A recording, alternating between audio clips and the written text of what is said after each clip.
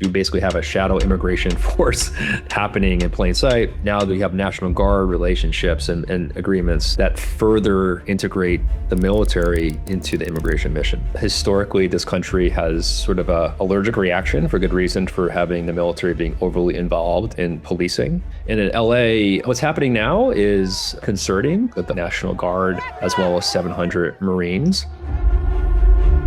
I think what makes this somewhat unique is that the governor doesn't really want the National Guard there. In most instances, the governor is consenting or even requesting the president to assist. You saw that in 1992 when California Governor Pete Wilson, during the LA riots, essentially requested President Bush to help him out and assist him. At the request of the governor and the mayor, I have committed these troops to help restore order. The Marines, for the most part, are trained in more of a combat type mindset, rules of engagement, operating in a more hostile environment. I would be surprised if any number of those 700 Marines had done anything like this before. And so the concern is that moving from more of that combat mindset to a domestic law enforcement mindset is a shift in culture, shift in training, just a shift in how you perform your operations. And in LA, there was Marines who were accompanying Los Angeles Police Department, and LAPD officers asked the Marines to essentially cover me, which means one thing in a law enforcement context, essentially means take your gun off of safety and be ready to take action if needed. In military context, cover me means essentially lay down covering fire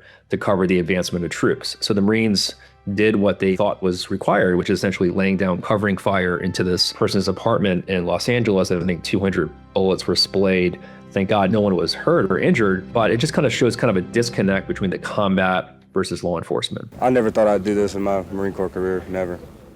Posse Comitatus Act prevents federal military forces from executing the laws being used as law enforcement unless there is a constitutional basis to use the military as a law enforcer or a statutory basis that Congress has carved out. The most famous statute that serves as an exception to Posse Comitatus has been understood to be the Insurrection Act, which again has not been invoked yet in California. That's sort of the last step. It doesn't define insurrection or rebellion. Someone who wants to maximize their authority, you can likely find a legal basis to activate the Insurrection Act. Los Angeles says that you could have called it an insurrection.